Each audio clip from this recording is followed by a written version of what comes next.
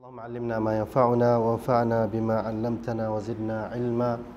اللهم طهر قلوبنا من النفاق وطهر أعمالنا من الرياء وألسنتنا من الكذب وأعيننا من الخيانة إنك تعلم خائنة الأعين وما تخفي الصدور. Amma ba'd, tuan-tuan dan puan-puan yang dirahmati Allah, Assalamualaikum warahmatullahi wabarakatuh. Pertamanya, marilah sama-sama kita merafakkan syukur kepada Allah Subhanahu wa taala kerana dengan limpah kurnianya dapat kita sama-sama pada malam ni menyambung kuliah Al-Azkar, kitab Al-Azkar Al-Imam An-Nawawi rahimahullah. Yang mana pada malam ni setelah dibicarakan tentang mukaddimah dan akhirnya kita membincangkan tentang zikir-zikir yang tidak terkait dengan waktu, maka malam ni kita nak bawakan perbahasan tentang zikir-zikir yang berkait ataupun yang dibacakan pada keadaan-keadaan ataupun waktu-waktu tertentu, ya. Jadi yang pertama sekali, zikir ketika bangun dari tidur. Bila bangun dari tidur, ada zikir yang perlu kita baca. Nak tidur tu ada zikir yang perlu kita baca supaya kita dipelihara oleh Allah Subhanahu wa taala. Kalau mati dalam keadaan iman, mati dalam keadaan melafazkan syahadah. Kalau nak tidur pun nak tidur dalam keadaan yang diridai Allah Subhanahu wa taala. Baik. Jadi kata Imam Nawawi rahimahullah, kami telah meriwayatkan dalam kitab sahih Bukhari dan Muslim. Dalam sahih Bukhari dan Muslim, Rasulullah sallallahu alaihi wasallam meriwayatkan Nabi sallallahu alaihi wasallam dalam hadis yang diriwayatkan oleh Abu Hurairah radhiyallahu anhu, Nabi sallallahu alaihi wasallam bersabda, "Yaqidu syaitanu ala qafiyati ra'si ahadikum idza huwa nama thalatha uqad." Syaitan apabila seorang tidur, maka syaitan akan mengikat fi qafiyah. Qafiyah ni tengkuk. Dia akan ikat 3 ikatan. Yadribu ala kulli uqdatin makanaha. Alaika laylun tawilun farqud. Diikat 3 ikatan dan dikata malam masih panjang ataupun malam ni panjang, maka tidurlah. Syaitan diikat dan itu dia punya waswas dia lah. Fa in istayqadha wa dzakara Allah Ta'ala in hallat 'uqdah. Jadi nak buka ikatan syaitan ni macam mana? Nabi sallallahu alaihi wasallam kata, idza istayqadha fa in istayqadha wa dzakara Allah Ta'ala in hallat 'uqdah. Apabila seorang tu dia terjaga ataupun jaga daripada tidur, lalu menyebut nama Allah, fa dzakara Allah, alhamdulillahilladzi ahyana ba'dama amatana wa ilaihin nusyur, ataupun subhanallah walhamdulillah. Yang penting dia zikir, disebut nama Allah Subhanahu wa taala, maka akan terbuka satu ikatan. Tadi diikat 3, maka akan terbuka satu ikatan. Fa in tawadda'a in hallat 'uqdah. Dan apabila dia berwuduk, lepas zikir dia pun bangun, pergi berwuduk, maka dengan dia berwuduk terbuka ikatan yang kedua. Terbuka ikatan yang kedua. Fa in shalla in hallat 'uqaduhu kulluha. Dan apabila lepas dia wuduk, dia pun semayang 2 rakaat. Semayang sunat, tahajud ke, witir ke, solat sunat taubat ke, apa-apa solat sunat, maka akan terbuka ikatan yang ketiga. Dengan itu maka terlerailah ketiga-tiga ikatan syaitan. Fa asbaha nashitan tayyiban nafsi wa illa asbaha khabithan nafsi kaslan. Lalu dengan terbukanya 3 ikatan, orang ni dia akan jaga dalam keadaan nashitan, cergas, tayyiban nafs, mood dia pun elok, tak marah-marah, tak emosional. Wa illa asbaha khabithan nafsi kaslan. Kalau tidak mengikut sunnah Nabi dalam bab jaga daripada tidur ataupun tidur ni, dia akan berpagi dalam keadaan khabithan nafs, mood dia tak elok, nak marah, Tak tahu apa punca, tak tahu apa punca, tapi sebab dia ada dalam hadis ni. Kerana bila bangun tu dia tak mengikut sunnah Nabi SAW. Dalam hadis ni tuan-tuan dan puan-puan yang dirahmati Allah, disebutkan bahawa syaitan itu ikat 3 ikatan pada qafiyah. Dan qafiyatul ra's ini bermaksud tengkuk lah, di belah belakang. Sedangkan dibahaskan juga oleh para ulama, bila kita tidur ni syaitan tu berada di mana. Dalam satu hadis yang lain, Nabi SAW bersabda, dalam Sahih Bukhari dan Muslim, Nabi SAW bersabda, "Idza staiqadha ahadukum min manamihi falyastanthir 3 marrat. Fa inna asy-syaitana yabitu ala khayashimihi." Nabi kata, apabila seorang daripada kamu terjaga daripada tidur, maka hendaklah dia istinsar. Istinsar ni maksud dimasuk air dalam hidung, kemudian dikeluarkan balik. Bukan setakat masuk, tapi kita masuk tu kita sedut. Dan benda ni mujarab, especially bagi orang yang ada resdung. Cuba buat. Maknanya bangun pagi tu kita masukkan air dalam hidung, kita sedut dalam-dalam, kemudian kita buang balik. Dia akan keluarlah dengan kotor-kotor, hingus dan sebagainya. Nabi kata, siapa yang bangun daripada tidur, maka hendaklah dia istinsar. Buat tadi istinsar tu 3 kali. Fa inna asy-syaitana yabitu ala khayashimih. Kerana syaitan ini tidur di atas hidungnya. Maknanya dalam hadis ni menunjukkan bahawa syaitan ni bila kita tidur, dia berada di atas hidung kita. Dan itu dibahaskan ataupun dihuraikan oleh sebahagian ulama, kenapa dia ada dekat atas hidung. Kenapa bukan atas dekat dengan telinga ke? Kenapa tak dekat dengan mulut? Kenapa tak mata tapi dipilih hidung? Ada cuba dihuraikan oleh para ulama. Antara sebabnya mereka kata kerana satu hidung ni dia bukan anggota yang tak ada zikir kepada Allah. Dengan maksud saya, kalau mata sebagai contohnya adalah satu panca indera yang mana kita dapat melihat kebesaran Allah. Kebesaran Allah Subhanahu Wa Taala. Kita lihat alam, kita melihat Kaabah, dan melihat Kaabah tu satu ibadah. Jadi dengan mata ni mengingatkan kita kepada Allah. Kalau sebab itu dalam ayat-ayat Al-Quran, afala yanzurun disebut, kenapa kalau mereka tak lihat. Banyak ayat yang menyebut tentang penglihatan, melihat kebesaran Allah Subhanahu Wa Taala. Manakala kalau telinga pula, telinga ni adalah panca indera yang juga mendengar zikir Allah Subhanahu Wa Taala dan kebesaran Allah. Alladzina yastami'una al-qawla fayattabi'una ahsanah. Mereka yang mendengar kata-kata lalu mengikuti yang terbaik daripadanya.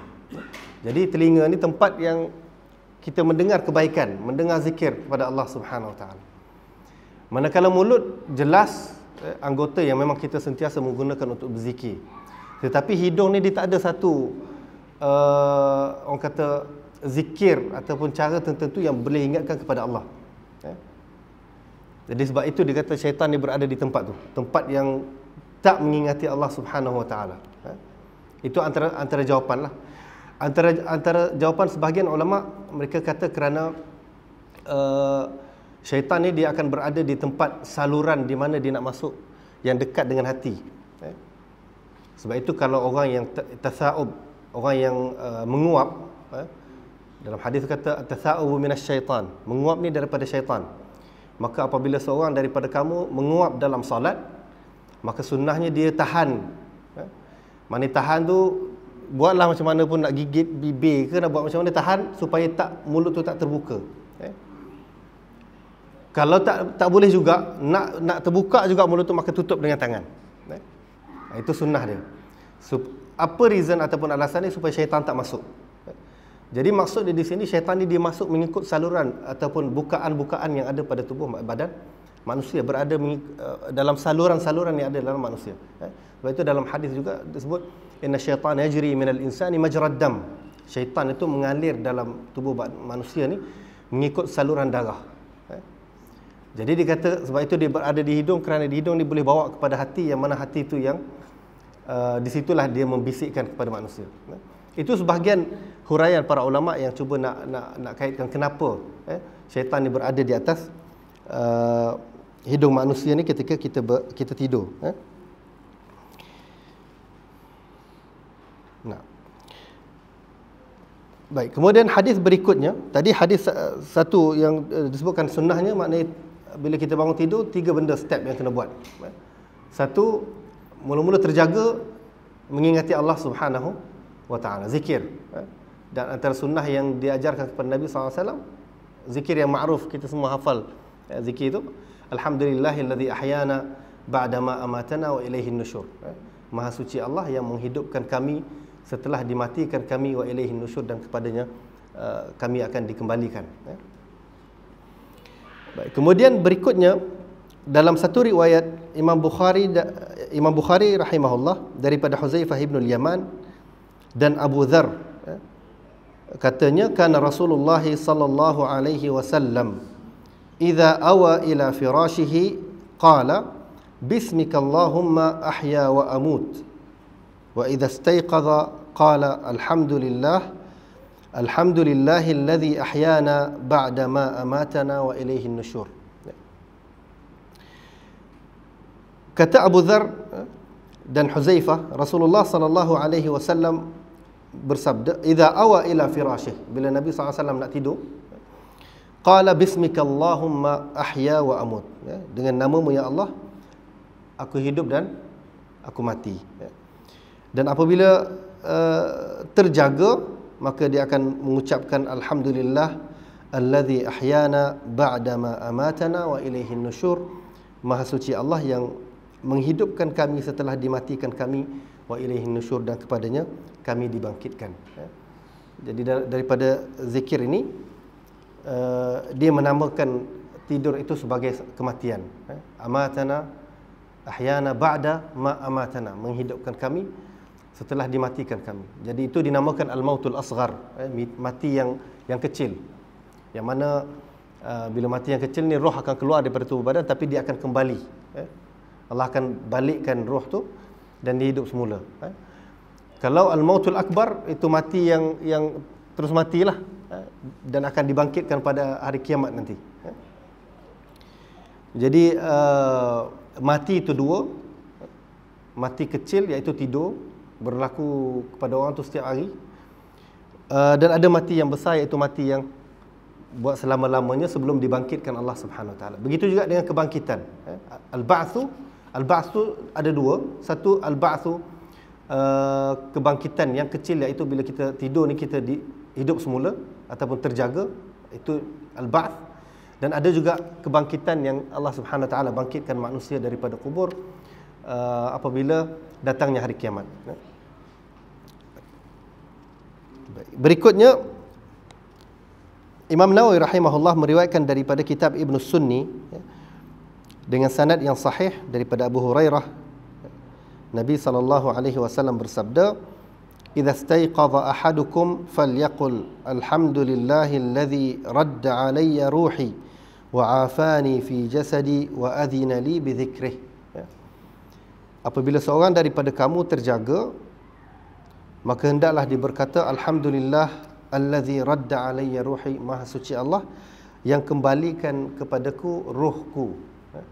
Allah kembalikan roh setelah kita tidur ni, Allah Subhanahu Wa Taala kembalikan roh tu. Wa afani fi jasadi, dan mensejahterakan ataupun memberikan kesehatan pada tubuh badanku.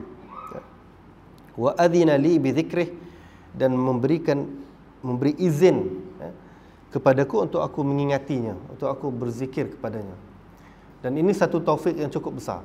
Sebab itu Ibnul Qayyim rahimahullah dalam satu kata-kata yang sangat berhargalah, dia kata untuk seorang tu mengingati Allah itu, ataupun mensyukuri nikmat dia mengingati Allah, itu lebih besar daripada nikmat tu sendiri. Nikmat yang Allah Subhanahu Wa Taala bagi kat kita, tiba-tiba Allah ilhamkan untuk kita bersyukur. Maknanya mengingati Allah setelah diberikan nikmat, mengingati Allah tu maknanya dapat ilham untuk bersyukur kepada Allah, itu nikmat yang lagi besar daripada nikmat tu sendiri. Tak kiralah apa yang Allah Subhanahu Wa Taala bagi kat kita, rezeki apa pun, tetapi bila Allah ilhamkan untuk kita syukur dengan nikmat Allah, ilham untuk kita bersyukur tu, itu lebih besar ataupun itu lebih bernilai daripada nikmat yang kita dapat.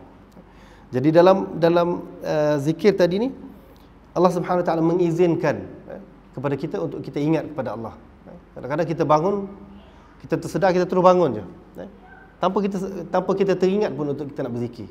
Jadi orang yang Allah Subhanahu Wa Taala ilhamkan pada dia untuk diingat Allah pada ketika itu, maka itu satu nikmat yang besar. Sebab itu disebut alhamdulillah. Alhamdulillah kerana mengingatkan dia untuk mengingati Allah Subhanahu Wa Taala.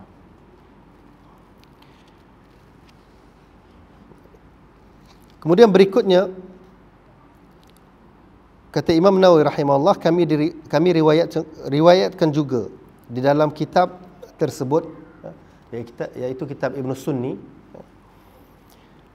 dari Aisyah radhiyallahu anha, dari Nabi sallallahu alaihi wasallam, baginda sallallahu alaihi wasallam bersabda, "Ma min rajulin yantabihu min naumihi fayaqul alhamdulillah alhamdulillahilladzi khalaqan nauma wal yaqadhah alhamdulillah alladzi ba'athani saliman sawiyya."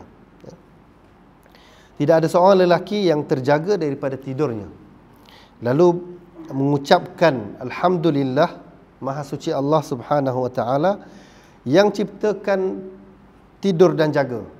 Khalaqan nauma wal yaqadhah, menciptakan tidur dan jaga. Alhamdulillah, maha suci Allah Subhanahu Wa Taala, alladzi ba'athani saliman sawiyya. Alhamdulillah yang membangkitkan aku daripada tidur ini dalam keadaan sehat dan selamat. Saliman sawiyya. Ada orang bangun tidur, wal'iyadzubillah, bangun sakit, sakit urat ke apa ke, tapi kita bangun sehat, tak ada apa-apa. Asyhadu anna Allah yuhyi al-mauta wa huwa ala kulli syai'in qadir.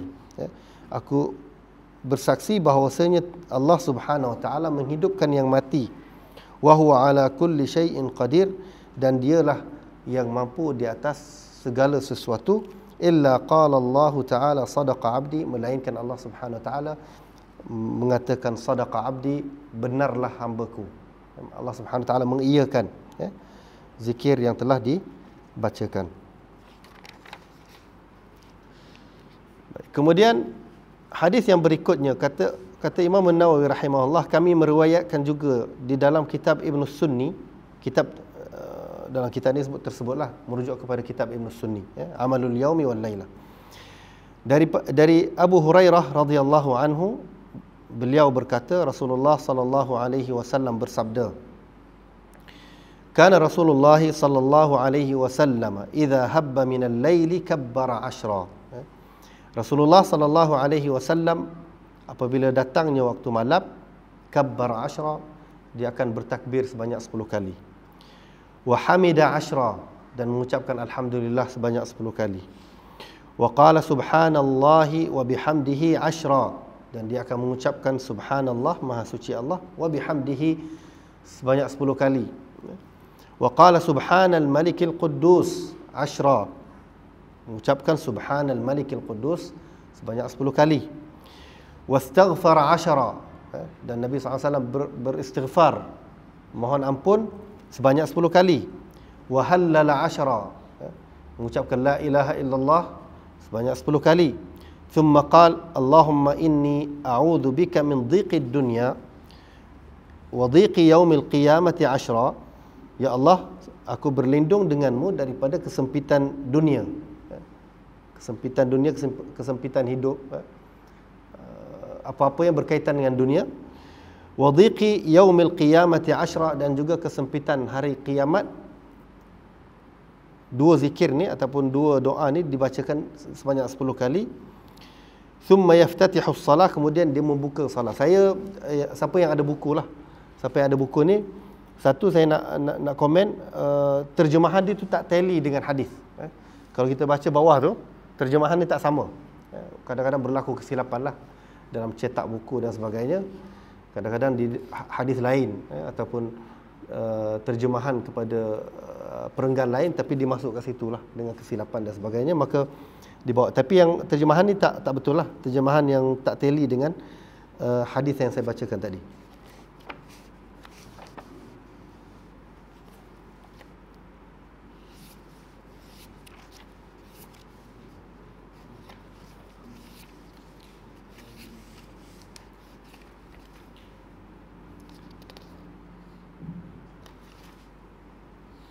Nah.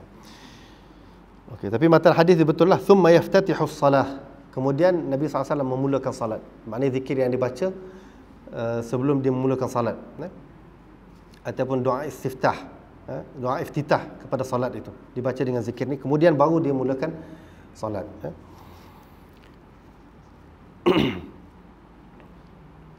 Baik, kemudian kata Imam Nawawi rahimahullah, kami meriwayatkan di dalam Sunan Abi Dawud dari Aisyah radhiyallahu anha bahawa beliau berkata, anna Rasulullah sallallahu alaihi wasallam kana idza istayqadha min al-lail qala la ilaha illa anta subhanakallahumma wa bihamdik astaghfiruka li dhanbi wa as'aluka rahmatak Allahumma zidni ilma wa la tuzigh qalbi ba'da idh hadaitani wa hab li min ladunka rahmah innaka antal wahhab.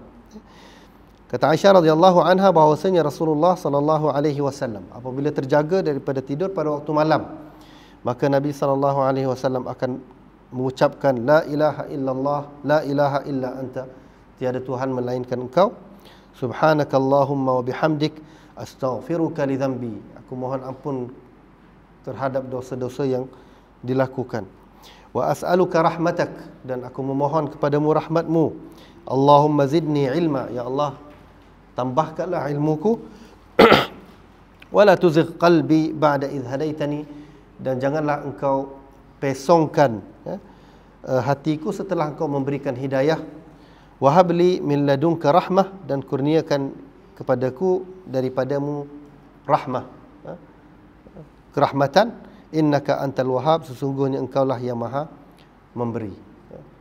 Jadi bangun tidur, terjaga tengah malam ada zikirnya. Bangun sebelum waktu pagi itu ada rutin, ada langkah-langkah yang perlu kita ikut. Nak tidur tu ada zikir. Bermakna setiap gerak-geri ataupun orang kata tindak tanduk kita ni diiringi dengan doa dan juga zikir. Kemudian yang ke-43, ini dah masuk, ini pun ada satu berlaku kesilapan. Hadis yang diriwayatkan daripada Sunan Abi Dawud, dia berulang. Dia sepatutnya masuk dalam zikir ketika memakai pakaian, tapi dia berulang 2 kali. Jadi yang berikutnya zikir ketika memakai pakaian. Tadi tidur, dia berkait dengan tidur, nak terjaga pada waktu pagi ataupun terjaga tengah-tengah malam, apa yang kita perlu baca dah dinyatakan sebelum ni. Ini zikir ketika memakai pakaian pula. Nak pakai pakaian ni, apa zikir yang patut kita kena baca? Kata musannif, disunatkan untuk membaca bismillah. Demikian juga pada setiap pekerjaan. Maksudnya apa pun amalan, dia zikir yang ada pada semua amalan ni adalah bismillah. Apa pun kita nak buat, bismillah.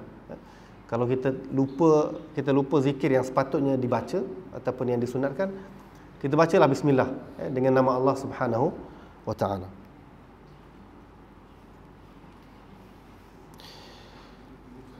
Berkaitan dengan pakai pakaian ni pula, apa zikir yang diajar oleh Nabi SAW? Satu yang diriwayatkan oleh Imam Nawawi rahimahullah daripada kitab Ibn Sunni, daripada Abu Sa'id Al-Khudri radhiyallahu anhu. Matan hadis itu berbunyi, anna Nabiy sallallahu alaihi wasallam kana idza labisa thawban sammahu qamisan aw ridaan aw imamatan yaqul Allahumma inni as'aluka min khairihi wa khairi ma huwa lah wa a'udzu bika min syarrihi wa syarri ma huwa lah. Nabi sallallahu alaihi wasallam bila nak pakai pakaian, tak kisahlah pakaian tu berbentuk kamis, jubah ke, baju Melayu ke, nak letakkan ridak kain yang orang biasa tutup bahagian atas, ataupun serban, kopiah, maka Nabi SAW akan baca Allahumma inni as'aluka min khairihi wa khairi ma huwa lah. Ya Allah, aku mohon daripadamu kebaikan pakaian ni, wa khairi ma huwa lah, dan kebaikan yang kau ciptakan untuknya, pakaian tu. Wa a'udzu bika min syarrihi wa syarri ma huwa lah, dan aku berlindung juga dengan kejahatan musibah apa-apa yang datang daripada pakaian ni, dan kejahatan yang diciptakan untuknya, maknanya pakaian tu.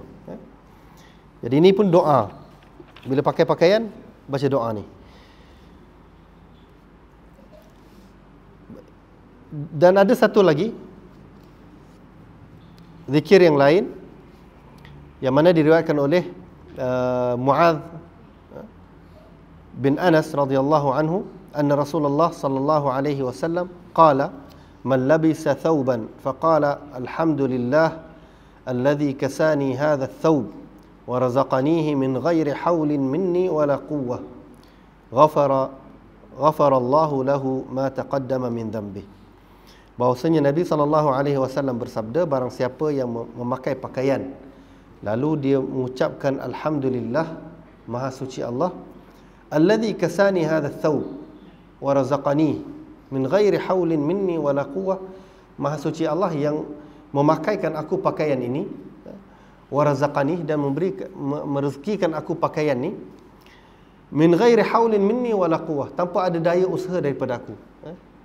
Maksudnya apa yang kita dapat tu kurniaan daripada Allah Subhanahu wa taala. Maka apa ganjaran yang Allah Subhanahu wa taala bagi? Ghafarallahu lahu ma taqaddama min dhanbi, Allah ampunkan dosanya yang lalu. Itu pakai pakaian secara umum. Pakaian baru ke, pakaian lama ke, bila kita nak pakai maka kita bacakan zikir tadi. Yang ni zikir ketika memakai pakaian baru. Ini khas untuk pakaian baru, kasut baru dan apa-apa yang barulah. Sama juga katanya, apa pun yang kita nak pakai, baru ke lama ke, maka disunatkan kita baca bismillah. Itu asasnya. Kemudian diriwayatkan hadis daripada Abu Sa'id Al-Khudri radhiyallahu anhu, katanya kana Rasulullah sallallahu alaihi wasallam idza istajadda thawban sammahu bismihi imamatan aw qamisan aw ridaan. Rasulullah sallallahu alaihi wasallam idza istajadda thawban, apabila dia nak memakai pakaian yang baru, Nabi SAW akan menamakannya dengan namanya lah. Maknanya nak pakai baju Melayu, sebut baju Melayu lah. Maknanya Allahumma lakal hamdu, ya Allah, kepadamu puji-pujian, anta kasautanihu, engkaulah yang memberikan pakaian ni kepada aku. Bukan dengan hasil usaha ke, bukan dengan penat lelah kita, tetapi dengan kurniaan daripada Allah Subhanahu wa taala. As'aluka khairahu wa khaira ma suni'a lahu. Aku memohon kepadamu ya Allah kebaikan pakaian ini dan kebaikan yang diciptakan pakaian tu, untuk menutup aurat, untuk benda yang baiklah. Wa a'udzu bika min syarrihi wa syarri ma suni'a lahu, dan aku berlindung denganmu ya Allah daripada kejahatan ataupun keburukan pakaian ini dan keburukan yang diciptakan untuknya. Baik.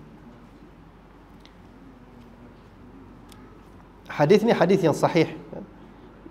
Kata musannif, hadis ini hadis yang sahih, diriwayatkan oleh Abu Daud, Imam Tirmizi dan juga Imam Nasa'i rahimahullah. Manakala Imam Tirmizi rahimahullah dia kata hadis hadis hasan. Baik. Kemudian satu lagi riwayat daripada Al-Imam Tirmizi rahimahullah, katanya aku dengar Rasulullah sallallahu alaihi wasallam bersabda, man labisa thawban jadidan faqala alhamdulillahilladzi kasani ma uwari bihi aurati. Maha suci Allah yang memberikan aku pakaian ini, memakaikan aku pakaian ini, yang mana pakaian ini aku dapat menutupkan auratku, ma uwariya bihi aurati, aku menutupkan auratku, wa atajammalu bihi fi hayati, dan aku berhias dengan pakaian ini dalam hidupku. Thumma amada ila thawbi, kemudian katanya dia pergi kepada pakaian, thumma amada ila thawbi alladhi akhlaqa fatasaddaqa bihi, lalu dia pergi kepada pakaian yang sudah lama dan mensedekahkan pakaian tersebut. Kana fi hifzillah, maka orang ini akan berada di bawah pemeliharaan Allah Subhanahu wa taala. Wa fi kanafillahi azza wa jal wa fi sitrillahi hayyan wa mayitan, dan juga berada di bawah perlindungan Allah Subhanahu wa taala, sama ada hidup atau mati. Maknanya dibaca doa tadi, Maha suci Allah yang memberikan, memakaikan aku pakaian yang boleh menutupkan auratku, yang boleh aku berhias dengannya, lalu dia ambil pakaian lama yang dia ada, kemudian disedekah pada orang lain. Maka orang ni berada di bawah perlindungan Allah Subhanahu wa taala. Kemudian Imam Nawawi rahimahullah mendatangkan satu lagi perbahasan, iaitu apakah zikir ataupun doa yang dibacakan ataupun diucapkan kepada orang yang pakai pakaian baru. Tadi tu doa kita sendiri. Kita sendiri baca doa bila kita nak pakai pakaian baru. Yang ni apa yang perlu diucapkan orang lain. Orang lain melihat kita nampak orang datang dengan pakaian baru, apa yang perlu kita ucapkan. Jadi kata Imam Nawawi rahimahullah, kami riwayatkan di dalam Sahih Al-Bukhari dari Ummu Khalid binti Khalid radhiyallahu anha katanya utiya Rasulullah sallallahu alaihi wasallam bi thiyabin fiha khamisatun sauda. Rasulullah sallallahu alaihi wasallam didatangkan pakaian jubah yang diperbuat daripada sutera. Sutera tu berwarna hitam, khamisatun sauda. Qala man tarawna naksuha hadhihi al-khamisah. Lalu Nabi SAW tanya, sebab lelaki tak boleh pakai sutera. Nabi dihadiahkan sutera, pakaian sutera ni, tapi lelaki tak boleh pakai. Jadi Nabi kata, man tarawna naksuha hadhihi al-khamisah. Siapakah yang kamu lihat kita akan pakaikan dia pakaian ni, jubah yang hitam ni? Fasakatal qaum. Jadi sahabat yang berada di sisi Nabi SAW tak ada siapa yang menjawab. Lalu Nabi SAW kata, "I'tuni bi ummi Khalid." Panggil Ummu Khalid, sahabiah yang meriwayatkan hadis ni. Fa'utiya bi an-nabiy sallallahu alaihi wasallam fa'albasaniha bi yadihi wa qala abli aw akhliqi marratain. Lalu Nabi SAW pakaikan Ummu Khalid ini pakaian yang tadi, jubah hitam yang diperbuat daripada sutera. Kemudian Nabi SAW bagi tahu dia, Nabi kata abli, pakailah sampai pakaian tu buruklah, maknanya pakailah sampai bila-bila pun. Nabi kata, ataupun dengan lafaz lain akhliqi, sebanyak 2 kali. Abli ataupun Nabi kata akhliqi.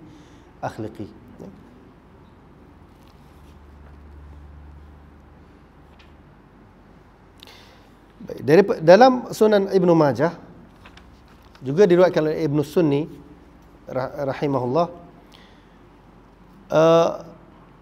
Ibnu Umar radhiyallahu anhu berkata, anna Nabiy sallallahu alaihi wasallam ra'a ala Umar radhiyallahu anhu thawban faqala ajadidun hadha am ghasil. Nabi SAW melihat Umar bin Khattab pakai satu pakaian yang nampak macam baru lah. Jadi Nabi tanya dia, ajadidun hadha am ghasil, pakaian ni baru ke ataupun bau basuh? Sebab nampak baru lah. Dia kata bau pakaian baru ataupun bau basuh. Jadi kata Umar bin Khattab, bal ghasil, pakaian yang baru dibasuh. Maka kata Nabi SAW, ilbas jadidan, pakailah pakaian yang baru, wa ish hamidan, hiduplah dengan mulia, wa mut syahidan, dan matilah dengan sebagai syahid. Dan benar Sayyidina Umar bin Khattab mati syahid, dibunuh ketika jadi imam. Jadi imam subuh, ditikam oleh Abdurrahman, apa nama dia, Abdurrahman al-Majusi, tikam Sayyidina Umar bin Khattab. Benarlah doa ataupun sebutan Nabi SAW dalam hadis ni, Umar bin Khattab mati sebagai syahid. Baik, itu perbahasan apa zikir yang perlu dibaca bila kita nak pakai pakaian yang baru. Kemudian Imam Nawawi rahimahullah bawakan juga tata cara ataupun garis panduan bila kita nak pakai pakaian ni. Cara memakai pakaian dan kasut serta cara membukanya. Sunnah dalam kita nak pakai pakaian ataupun apa pun yang kita nak buat, macam mana sunnahnya? Kata musannif di sini, disunatkan dalam memakai pakaian, kasut, seluar dan sebagainya untuk memulakan dengan sebelah kanan. Itu sunnah dalam semua hal, apa yang benda yang baik yang kita buat dimulakan dengan sebelah kanan. Sementara membukanya dimulakan dengan sebelah kiri. Ini sunnah dia. Demikian juga apabila memakai celak, bersiwak, memotong kuku, mencukur misai, mencabut bulu ketiak, mencukur rambut, mengucapkan salam dalam solat, masuk masjid, keluar dari bilik kecil, wuduk, mandi, makan, minum, berjabat tangan, mengusap hajar aswad, menerima sesuatu dari orang lain yang menyerahkannya dan sebagainya. Apa-apa baik yang kita buat dimulakan dengan sebelah kanan. Nak kata mulianya sebelah kanan ni, sehingga dalam satu riwayat bila Nabi SAW dalam satu majlis, Nabi berada dengan kibar sahabat, sahabat-sahabat yang besar-besarlah, Abu Bakar, Umar bin Khattab, apa semua tu. Dan di sebelah kanan Ibn Abbas. Dan Ibn Abbas ni di antara sahabat yang zaman Nabi ni di kanak-kanak ataupun di saghir, sahabat yang kecil. Ibn Abbas duduk sebelah kanan. Dan sahabat-sahabat lain ni ada yang hebat-hebat, Abu Bakar, Umar, apa semua tu, sebelah kiri. Jadi didatangkan kepada Nabi SAW air.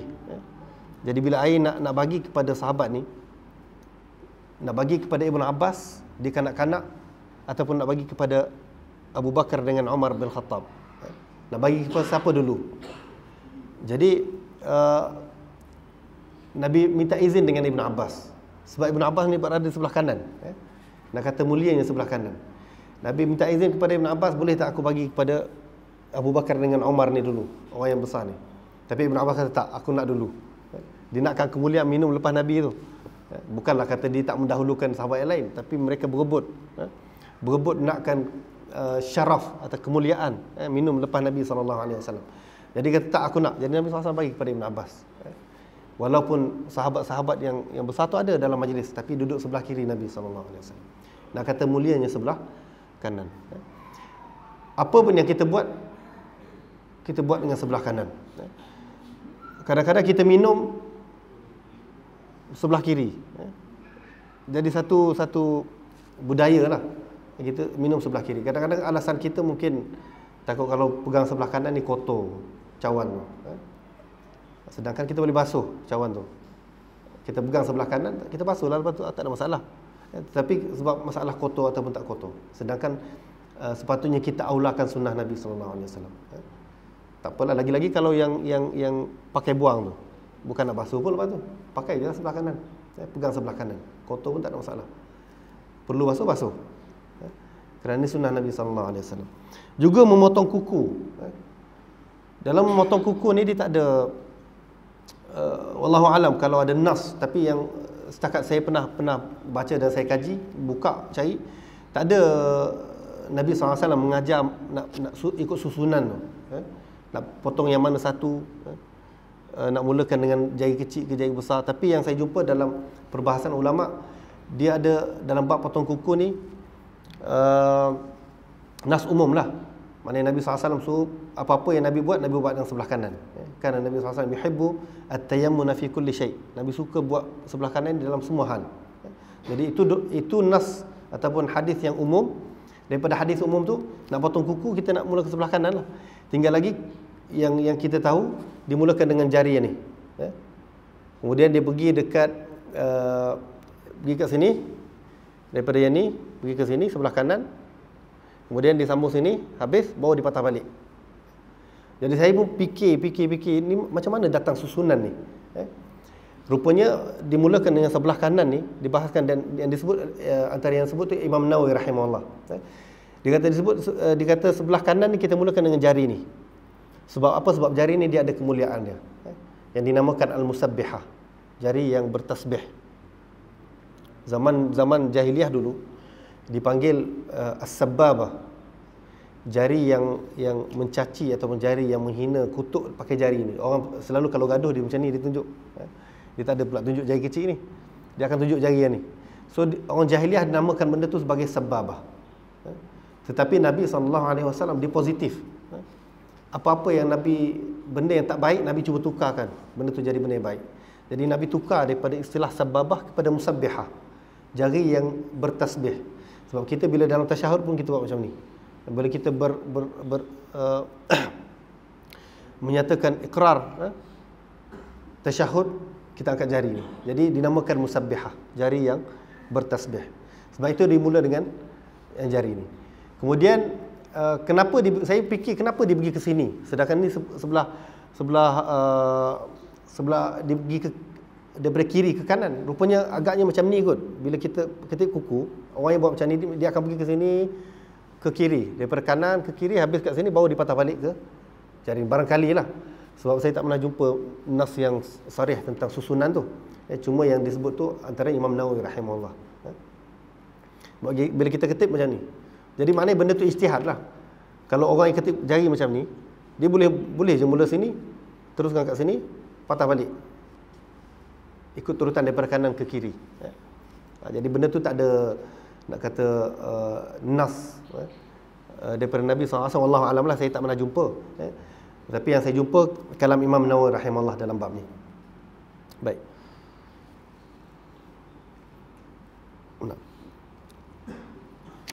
Jadi dalam bab pakai ataupun memulakan sesuatu tu dengan kanan, Imam Nawawi rahimahullah juga meriwayatkan dalam Sahih Bukhari dan Muslim daripada Aisyah radhiyallahu anha, katanya kana Rasulullah sallallahu alaihi wasallam yu'jibuhu at-tayammunu fi sya'nihi kullih fi tahurihi wa tarajjulihi wa tana'ulihi.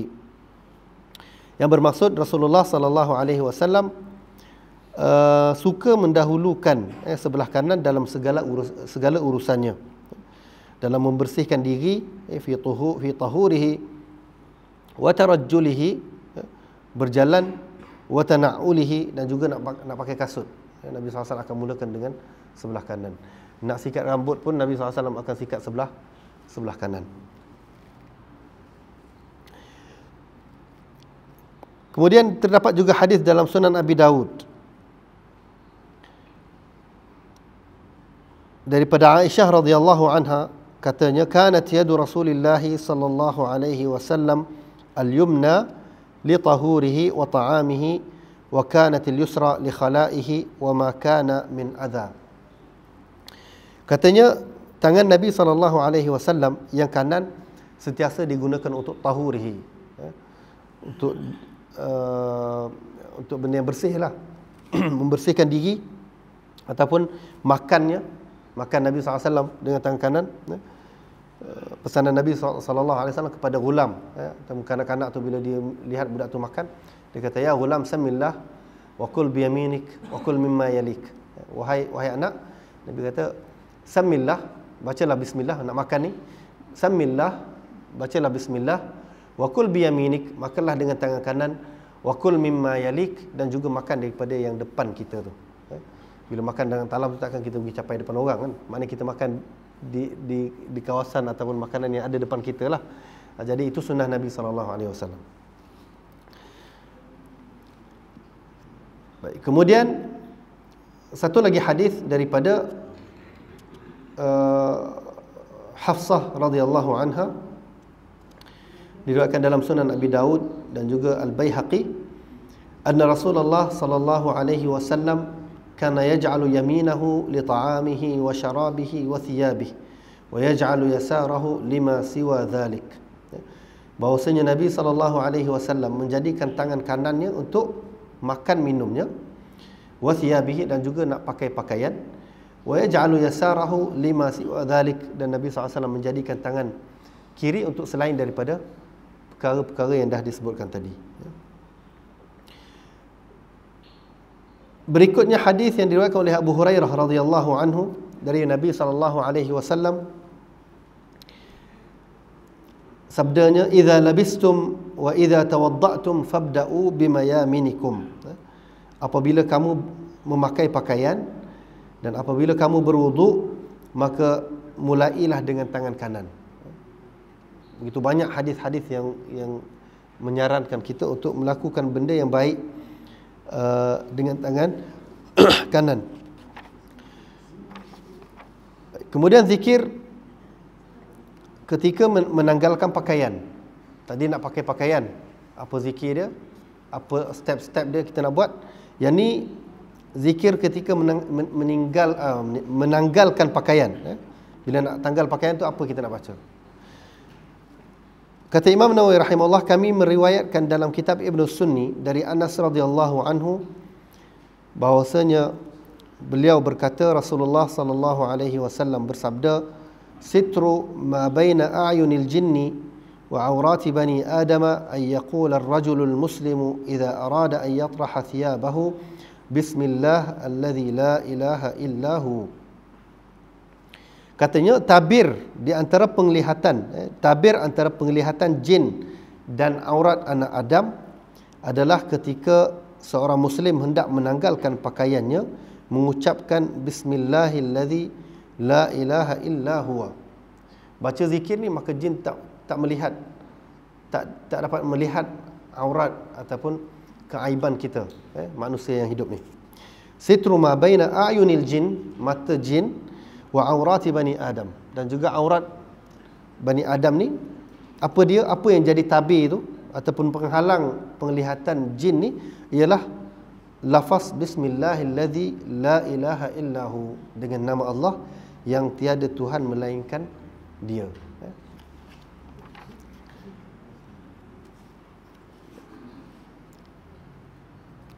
Berikutnya zikir ketika keluar rumah. Daripada Ummu Salamah radhiyallahu anha, katanya Nabi SAW apabila hendak keluar rumah mengucapkan bismillah tawakkaltu ala Allah, dengan nama Allah aku bertawakal kepada Allah. Allahumma inni a'udzubika an adilla, ya Allah aku berlindung denganmu daripada aku sesat. Sesat bila keluar ni, sama ada sesat perjalanan ke ataupun sesat dari segi agamanya. Keluar daripada rumah, wal'iyadzubillah, terfitnah agamanya, sesat orang ni. Jadi minta berlindung daripada Allah. A'udzubika an adil au udal, ataupun aku disesatkan. Satu, kita sendiri sesat, wal'iyadzubillah. Satu lagi, kita disesatkan orang lain dengan ajaran ke ataupun dengan apa-apa yang tak betul. Au azilla, ataupun aku berbuat dosa, maknanya minta berlindung daripada Allah Subhanahu Wa Taala daripada melakukan dosa. Au uzal, ataupun orang lain yang menyebabkan dia buat dosa. Jumpa orang lain sedang mengumpat ke apa, dia pun masuk dalam sekali. Jadi orang lain membuatkan dia membuat dosa, ataupun apa-apa perbuatan yang berdosa. Au azlima au uzlam, ataupun aku menzalimi sesiapa yang aku jumpa. Au uzlam, ataupun aku dizalimi. Au ajhala au yujhala alai, ataupun aku melakukan perkara yang dikatakan perkara yang jahil ni, ataupun au yujhala alai, ataupun orang lain yang buat terhadapku perkara-perkara yang dikatakan jahil. Jahil ni maknanya semua maksiat ni dikatakan perkara jahiliah lah. Imam Bukhari rahimahullah dalam sahihnya, dia ketika hadis yang membicarakan tentang kisah Bilal bin Rabah, dan juga bila Bilal bin Rabah bergaduh dengan seorang sahabat ni, kemudian sahabat ni kata, ya Ibn Sauda, dia panggil dengan gelaran wahai anak hamba yang berkulit hitam. Jadi mengadu sahabat ni kepada Nabi SAW. Nabi panggil Bilal bin Rabah ni mengadu kepada Nabi SAW. Maka Nabi panggil sahabat ni, kata, anta mru'un fika jahiliyah, engkau seorang lelaki yang padamu ada sifat jahiliyah. Jadi Imam Bukhari rahimahullah mengambil hadis ni, dia kata semua maksiat ini daripada perbuatan jahiliyah. Apa-apa maksiat ataupun dosa yang dibuatkan manusia ni termasuk dalam perkara jahiliyah. Jadi maksud dalam hadis ini, au ajhala au yujhala alai, melakukan apa-apa dosa ataupun perkara yang jahil ni, ataupun orang lain buat perkara jahil ni terhadap aku.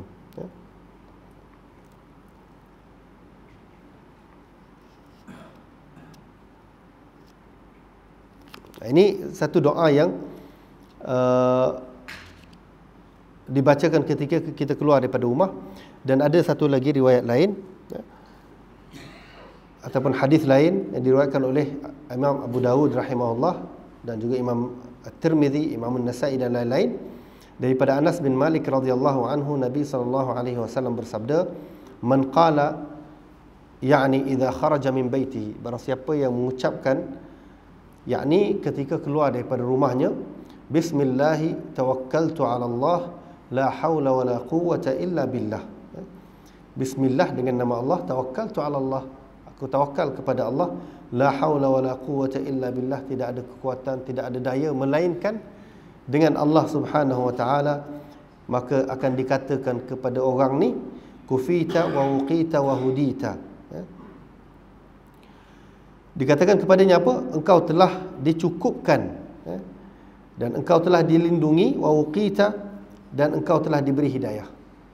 Maknanya dalam perjalanan dia keluar tu, dia keluar, dia baca zikir ni, bismillahi tawakkaltu ala Allah la haula wala quwwata illa billah. Maka orang ni akan dicukupkan apa hajatnya, dia keluar daripada rumah.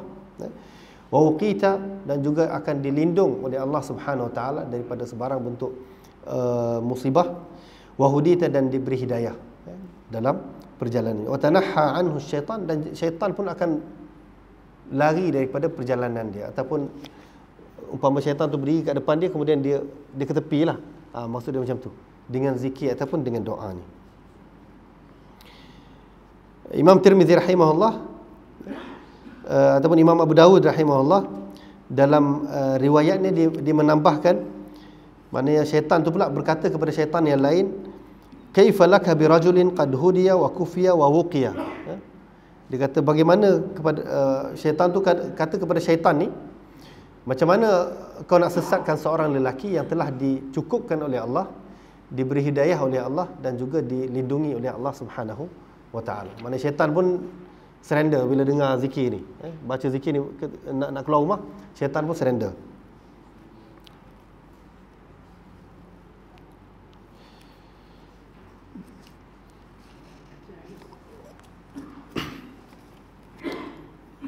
Yang zikir berikutnya, yang mungkin terakhir pada malam ni, iaitu berkaitan dengan zikir ketika masuk rumah. Tadi nak keluar rumah, bismillahi tawakkaltu ala Allah la haula wala quwwata illa billah. Nak masuk rumah pula, maka disunatkan membaca bismillah dan memperbanyakkan zikir kepada Allah, serta mengucapkan salam kepada orang yang ada di dalam rumah. Kerana Allah Subhanahu wa taala berfirman yang bermaksud, maka apabila kamu memasuki suatu rumah dari rumah-rumah ini, hendaklah kamu memberi salam pada penghuninya, yang bererti memberi salam kepada dirimu sendiri, salam yang ditetapkan dari sisi Allah, yang diberi berkat lagi baik. Maknanya daripada ayat ini kita fahami bahawa orang nak masuk rumah ni dia kena bismillahirrahmanirrahim, bagi salam. Walaupun tak ada orang dalam rumah, salam tu sebenarnya kepada kita juga. Dia akan berbalik kepada kita, sebab maksud salam tu adalah sejahtera. Assalamualaikum, sejahtera ke atas kamu dan atas kita juga yang masuk rumah tu.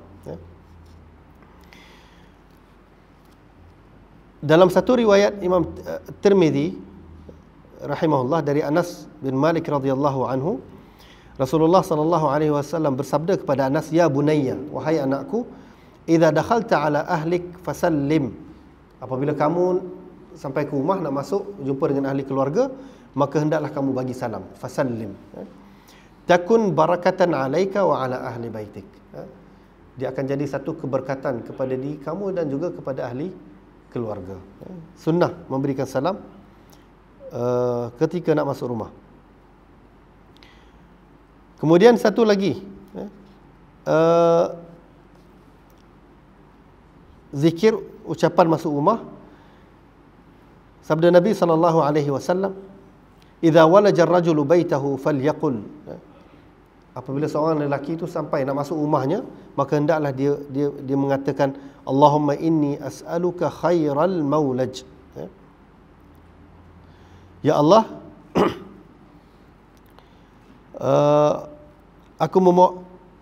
inni as'aluka khairal maulaj. Aku memohon kepadamu kemasukan yang baik. Masuk rumah tu kemasukan yang baik, wa khairal makhraj, dan keluar yang baik. Maknanya keluar dari rumah dalam keadaan baik, masuk rumah pun dalam keadaan baik. Bismillahi walajna, dengan nama Allah kami masuk rumah. Wa bismillahi kharajna, dan dengan nama Allah juga kami keluar. wa 'ala Allahi rabbina tawakkalna, wa 'ala Allahi rabbina tawakkalna, dan kepada Allah Tuhan kami bertawakal. Thumma liyusallim ala ahli, kemudian dia bagi salam. Maknanya dalam riwayat yang sebelumnya disebut bagi salamnya, tetapi ada juga zikir ataupun ucapan doa lain yang kita baca, iaitu Allahumma inni as'aluka khairal maulaj, ya Allah aku memohon kepadamu kemasukan yang baik, wa khairal makhraj, keluar yang baik, bismillahi walajna, dengan nama Allah kami masuk, bismillahi kharajna, dengan nama Allah kami keluar, wa 'ala Allahi rabbina tawakkalna, dan kepada Allah Tuhan kami bertawakal. Kemudian dia bagi salam.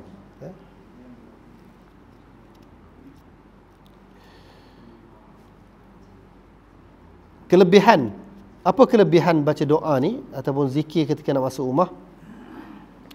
Disebutkan oleh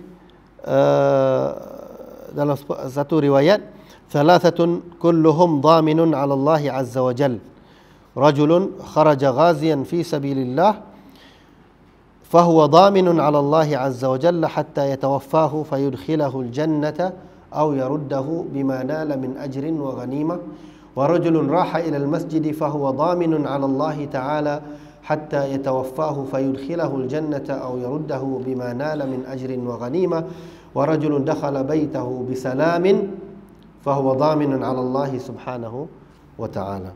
Tiga golongan ataupun tiga jenis orang ni Allah menjadi penjamin kepada mereka. Tiga jenis orang yang Allah Subhanahu Wa Taala jadi penjamin. Yang pertama, kata Nabi, rajulun kharaja ghaziyan fi sabilillah, seorang lelaki yang keluar berperang. Keluar berperang tu fi sabilillah, maka dia ni di bawah jaminan Allah Subhanahu Wa Taala. Sama ada dia dimatikan, orang ni yang keluar nak berperang ni dimatikan fi sabilillah, ataupun dikembalikan dia, dimatikan dan dimasukkan dalam syurga, ataupun dikembalikan daripada peperangan tersebut dengan ghanimah, dengan kemenangan. Balik daripada peperangan tu dengan kemenangan. Yang kedua, wa rajulun raha ila al-masjid fa huwa dhaminun 'ala Allah ta'ala hatta yatawaffahu fayudkhilahu al-jannata aw yaruddahu bima nala min ajrin wa ghanimah. Seorang lelaki yang keluar menuju ke masjid, pergi nak solat ataupun apa-apa ibadat, program majlis ilmu di masjid, maka orang ni di bawah jaminan Allah Subhanahu Wa Taala. Sama ada dimatikannya lalu dimasukkan dalam syurga, ataupun dikembalikannya ke tempat asal, ke rumah dia dengan ajrin wa ghanimah, dengan pahala yang banyak, pahala yang dikatakan kemenangan lah, bi ajrin wa ghanimah, satu kemenangan yang besar bila dapat pahala yang banyak. Dan yang ketiga, rajulun dakhala baitahu bisalamin fahuwa dhaminun 'ala Allah Subhanahu Wa Taala, dan seorang lelaki yang masuk rumahnya dengan salam, memberikan salam, maka di bawah jaminan Allah Subhanahu Wa Taala.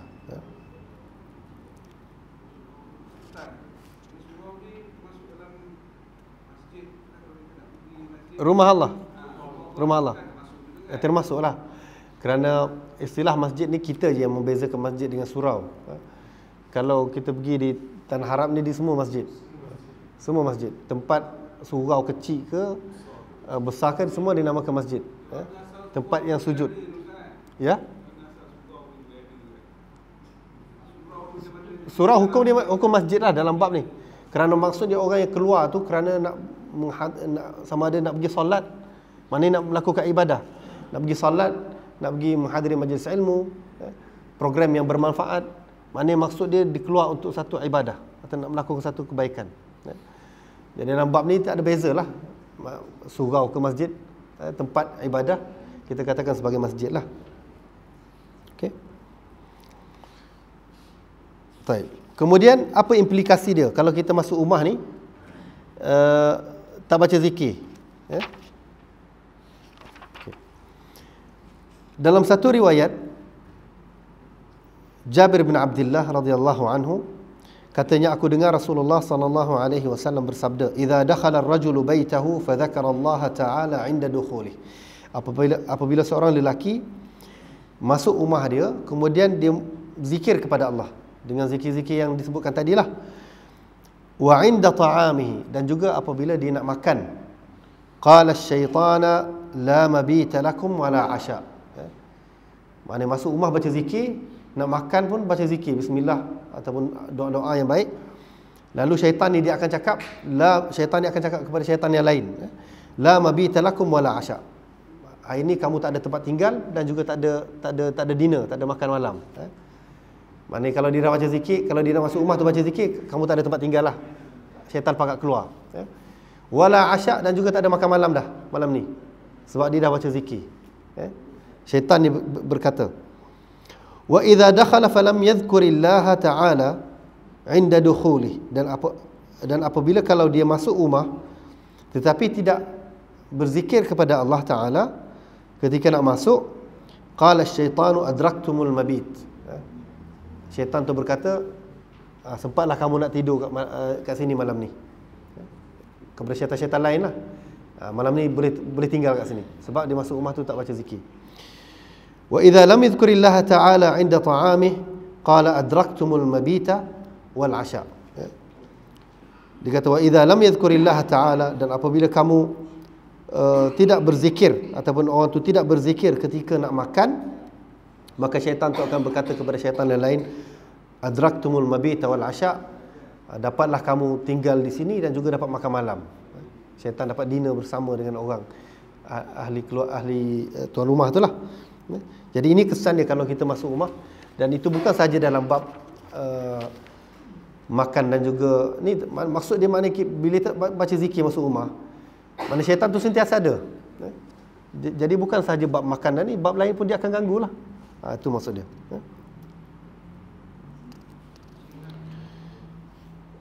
Dalam satu riwayat Ibn Sunni daripada Abdullah bin Amr Ibn al-As radhiyallahu anhu, bahwasanya Rasulullah sallallahu alaihi wasallam ketika pulang ke rumah, baginda sallallahu alaihi wasallam mengucapkan, alhamdulillah alladhi kafani wa awani, walhamdulillah alladhi at'amani wa saqani, walhamdulillah alladhi manna alayya, as'aluka an tujirani minan nar.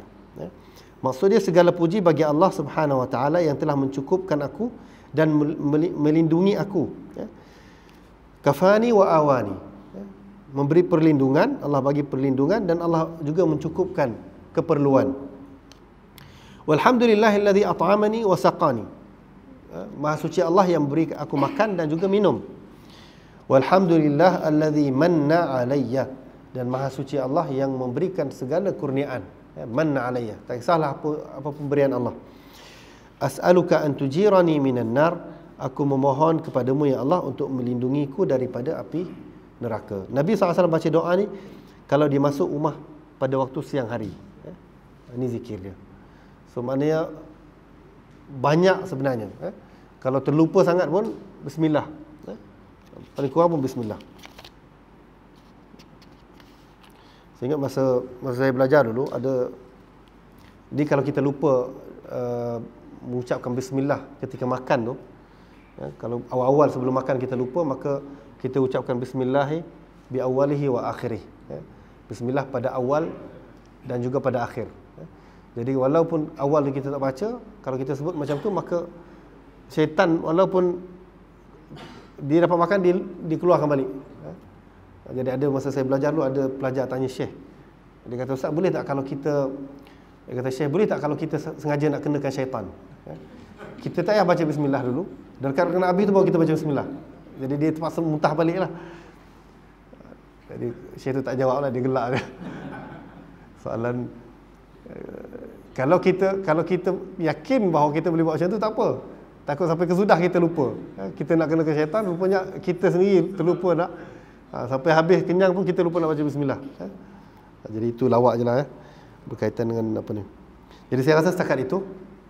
Yang baik itu daripada Allah Subhanahu Wa Taala. InsyaAllah kita akan sambung pada kuliah yang akan datang dengan zikir ketika terjaga pada malam hari, dan juga zikir keluar rumah.